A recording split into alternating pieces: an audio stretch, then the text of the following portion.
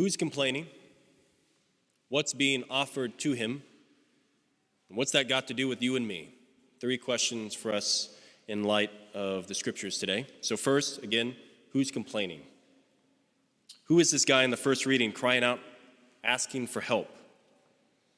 But to answer that question, I think, if we don't know the context for his complaining, why he's complaining, we won't understand the significance of who he is and what's being offered to him, and really ultimately what's offered to us. So what just happened? Where's this guy coming from? Why is he so tired? Well, he lives in this peculiar time in the history of Israel where there's this tremendous challenge where most of Israel had fallen into idolatry, and they were following a false god named Baal. So Elijah challenges the 450 priests of Baal to a duel. He says, you and me show up on this mountain, I'll gather all the people there. You call on your God, and I'll call on my God, and whoever answers, that's the true God. And you, the people of God, stop straddling the fence. If God is God, follow him. If he's not, stop playing. And they have this little challenge, and these 450 priests of Baal, they take a calf or a sacrifice, they prepare it, they drown it in water, and they call on their God all day long. And as the scriptures say in this passage, but no one was listening, and no one answered, and nothing happened. And finally, Elijah calls on the Lord, and the Lord sends down fire and consumes the Holocaust. And then Elijah does something that we really wouldn't do today. He slits the throats of the 450 false priests or priests of Baal. These 450 priests of Baal worked for the queen, and when she finds out, she's none too happy. And she sends death threats to Elijah and says something to the effect of, may such and such happen to me if by tomorrow you, Elijah, are not like they are. And so this is the man that's in the reading who is crying out, a man whose life is in dire straits, and he's fleeing because he has no idea how his life will turn out. In his mind, it's ruined. So what's offered to him? It's in this context that a messenger comes from God, taps him on the shoulder, and says, arise and eat. Or else the journey will be, and our translation says, too long for you, which is a rather weak translation. It's more like too great or too hard, meaning you won't be able to do it. So he eats and then falls asleep, and then again the angel says, get up and eat, or else it's going to be too hard. So what's the point? The point is simply that this man who finds himself at wit's end, who has no idea how he's going to continue to live his life, is miraculously provided for by God. And all of that this is intended to be is a foreshadowing of what it is that Jesus is talking to us about the Eucharist and what happens here at this altar.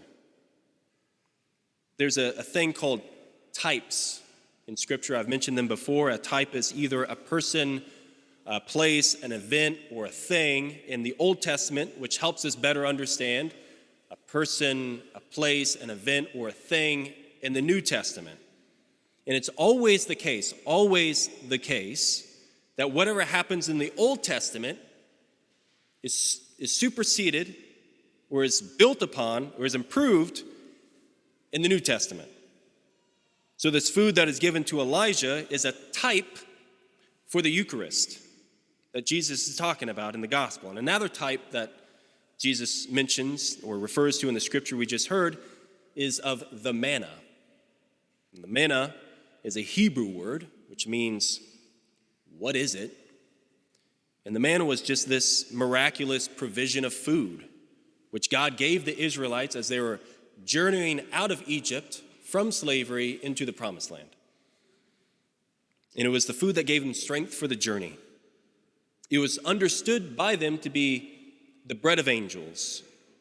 It was not ordinary bread. It was miraculous bread. It wasn't just something you'd find in the grocery store. It was a miracle. It was the bread of angels. So why is that important? Because if the manna wasn't ordinary bread, then what you and I receive here from this altar can't be ordinary bread.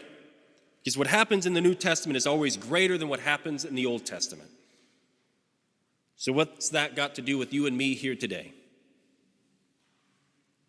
Everything. Because no more than Elijah was on his own, are you on your own, or am I on my own?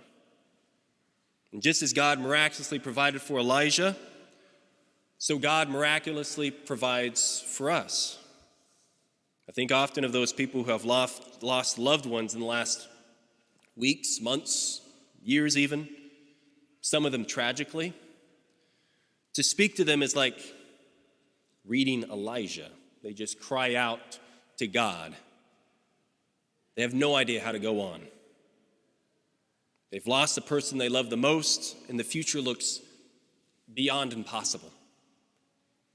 Or some of us are struggling with a bad diagnosis for themselves or someone they love. Cancer, dementia, Alzheimer's. Or me and all that I'm carrying, or you and all that you're carrying, or in the situations that we find ourselves in. Sooner or later in your life, you come to a point and realize,